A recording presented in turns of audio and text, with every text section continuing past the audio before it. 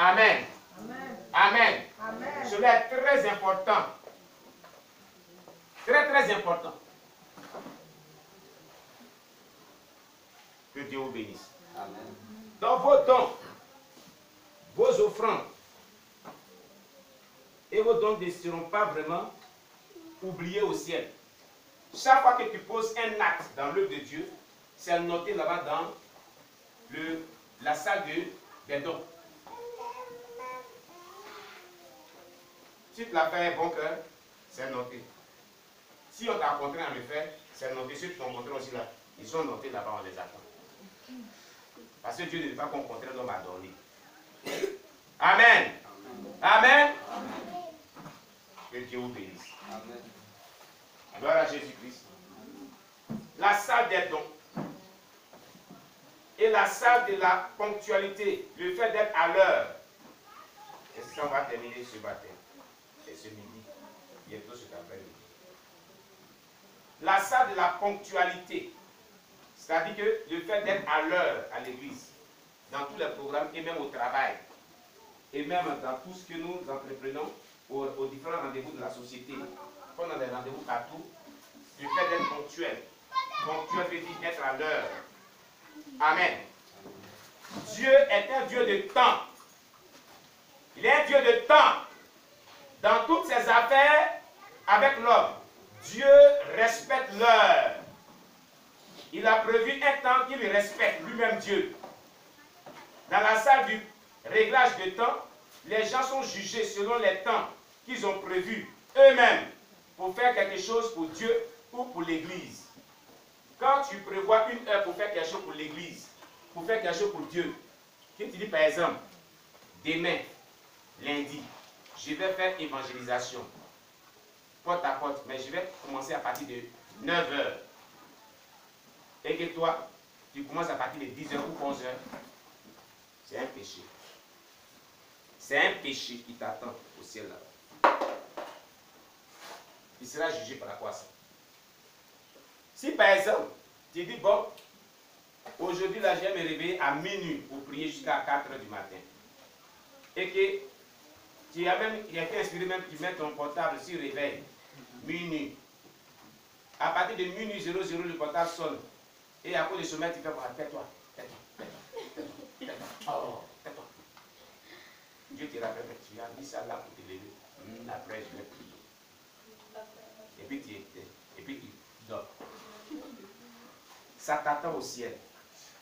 Tu n'es pas ponctuel. Qui a programmé? Ce n'est pas toi. Vous-même n'êtes pas programmé. Il ne faut pas te créer un problème. Donc il faut déprogrammer ton portable. Tu n'es pas prêt à te lever. Sinon, quand tu as programmé et que tu ne lèves pas, tu pêches quand ça sonne. Ça t'attend au ciel. C'est toi qui as programmé, donc déprogramme et puis tu désengage par Dieu. Pour le moment, je suis pas encore prêt à me reposer un peu. Après, quand il serait, il y a le sens là, il y a un pigeon de sommeil, les jours qui viennent là, je vais me programmer. Tu négocies avec Dieu, peut-être qu'il va accepter. S'il voit effectivement que c'est ce qu'il dit, c'est vrai, et qu'il est beaucoup épuisé, il va accepter. Amen. Amen. Amen. S'il voit que vraiment tu es submergé et tu dois te reposer là, et tu ne peux plus là, il peut accepter. Mais tu peux bien te lever, tu programmes et tu ne te lèves pas. Ça t'attend au ciel. Cela t'attend au ciel, dans la salle de ponctualité.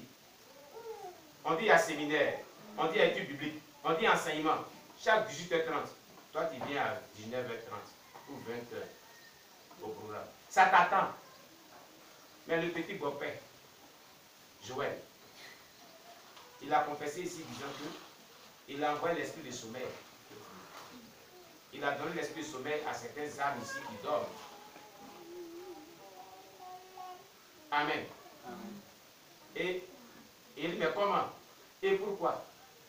Il dit, ils viennent en retard. C'est pour ça que j'ai déposé ça. Là où on s'assoit la crème, il a déposé, il est positionné pour les retards. Donc quand il vient son piège là, ça ne frappe pas. Et les gens maintenant, quand ils sont en fait, Peter, il faut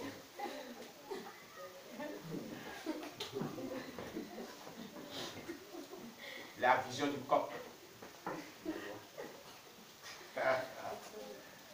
Alléluia. Amen. Vous voyez, à cause du retard, ça ne vous attrape pas. Il a dit ici. C'est quel jour la convention? C'est pas le jeudi, vendredi. Jeudi à midi. Il dit, il a lancé ça sur moi, ça n'a pas pris. Il dit, pourquoi il y a le Saint-Esprit? Amen. Depuis longtemps, si vous vivez selon la sanctification, aucun démon, aucun sorcier ne pourra toucher à votre vie. Car vous faites ce que Dieu veut et vous êtes agréable à Dieu. Quand il s'élève, Dieu le frappe. Quand il s'élève contre vous, Dieu le frappe. Et tout ça, vous ne voyez pas, mais Dieu le frappe. Parce qu'il verse sur ses enfants qui sont soumis à sa parole. Amen. Amen. Le retard, voilà ce qui s'envoie. Ça envoie sommeil, piège de sommeil. Quand il rentre, tu bouges.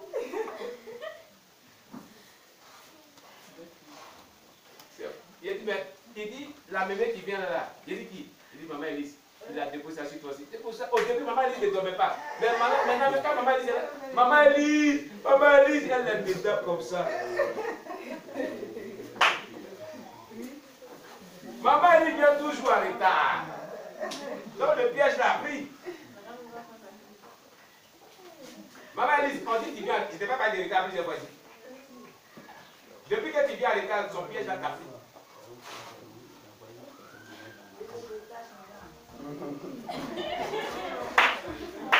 Elle dit quoi? Elle se détache de son piège. Il se détache de son piège. Alléluia. La ponctualité. Soyez à l'heure au programme de l'église. À tout le programme. C'est ce qu'il est dit ici. Vos rencontres avec Dieu, que vous fixez vous-même, soyez à l'heure. Amen. Maintenant, dans l'église, certains et même les serviteurs de Dieu,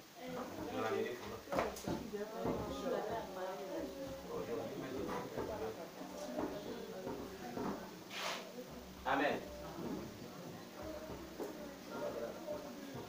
De toute façon, on fait avec Dieu. Amen. Donc, maintenant dans l'église, certains et même les serviteurs de Dieu ont de la peine à respecter les heures du programme de l'église. Oui. Oui, ils ont la peine. Rappelez-vous que lorsque vous dites à Dieu que vous allez faire quelque chose qui commence à partir de 17 heures, reconnaissez que quelques minutes avant 17 heures, Dieu a déjà envoyé des anges sur les lieux pour enregistrer les noms de ceux qui viendront à l'heure et de ceux qui viendront en retard. Notez que les retards conduisent en enfer. À chaque fois que vous êtes en retard à l'église, avant d'entrer dans la chapelle, commencez par implorer la miséricorde de Dieu pour votre retard. Avant que tu rentres même en route, commence à demander cadeau à Dieu. Quand tu arrives au dimanche de l'église, commence à demander cadeau à Dieu. Parce que le retard vous a déjà condamné. Personne ne fut trouvé dans cette salle, excepté l'ange. Ecclésiaste 3, verset 1, Ecclésiaste 8, verset 6. On va lire. Amen. Ecclésiaste chapitre 3, verset combien? Non, même pas. Ecclésiaste chapitre 3, verset 1, Ecclésiaste chapitre 8, verset 6.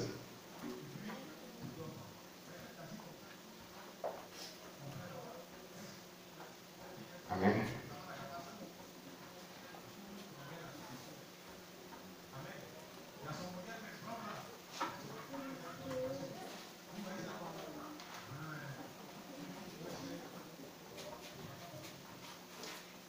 Ecclésiaste 3, verset 1 nous dit, il y a un temps pour tout, un temps pour toutes choses sous les cieux. Donc il y a un temps pour démarrer toutes choses. Amen. Voilà. Ecclésiaste chapitre 8, verset 6 nous dit, chapitre 8, verset 6 nous dit ceci. Car il y a pour toutes choses un temps et un jugement quand le malheur accable l'homme. Vous voyez, il y a un temps pour toutes choses et un jugement. Donc, il y a un temps pour prier. Quand l'heure arrive, là, il faut que tu sois dans la présence de Dieu. Il faut que tu démarres à l'heure. On avait dit aujourd'hui, avant de commencer le culte, de 7h à 8h30, on devait intercéder. Amen. Pour la campagne d'évangélisation. Par exemple, le deuxième jour de jeûne. Amen. Bon, peut-être que, comme il avait parlé de 4h du matin, puis il dit non, comme il y a dimanche là, d'autres n'avaient pas bien compris. Donc, ils sont dit que c'était 4h du matin aujourd'hui. Bon, à 4h du matin, on n'a pas prié. Il avait dit que non, comme c'est dimanche, on ne peut pas dormir au but. Donc, il faut 7h, 8h30. Amen. On a quand même prié. Même si on n'a pas commencé à l'heure. Mais désormais, il faut qu'on soit à l'heure. Amen. Nous d'autres, c'est depuis 6h, 5h ou 4h du matin, on début au prix chaque dimanche. C'était très tôt. On prie jusqu'à. Après, on s'en s'est lavé, on prépare tous les cultes. Et on vient, on continue de prier jusqu'à ce qu'on finisse les cultes. Amen. Donc, c'est l'intercession pour la campagne d'évangélisation qui a joué un peu sur l'heure exacte à laquelle on a démarré aujourd'hui. Amen. Voilà, donc peut-être dans la présence de Dieu, on peut intercéder. Amen. Respectez le temps que vous fixez, que Dieu fixe avec vous. Alléluia. Respectez ce temps. Sinon, si vous ne le respectez pas, la salle du jugement concernant les temps vous attend au ciel là-bas. Alléluia. Cette salle vous attend. Gloire à Jésus. Soyons ponctuels. Soyons à l'heure. Dans nos rendez-vous avec Dieu. Partout. Que Dieu soit loué. On acclame le Seigneur Jésus.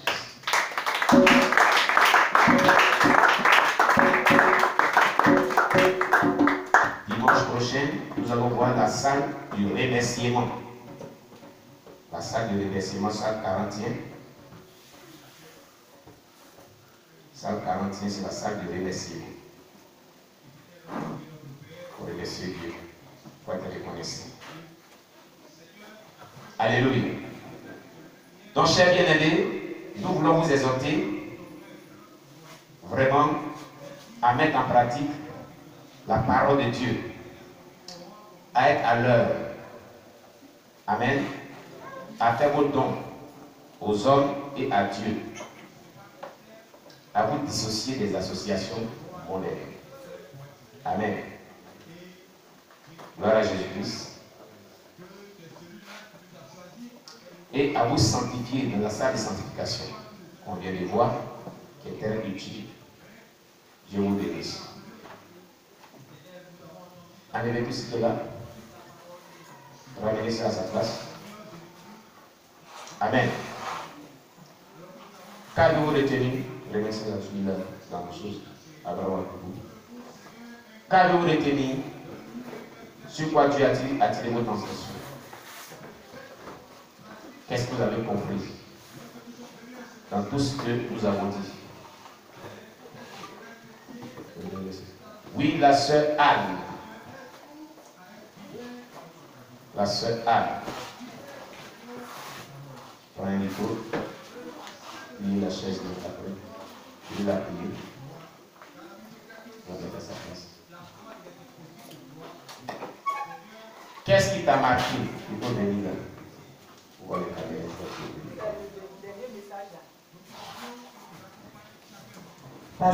Ne te glorifie pas.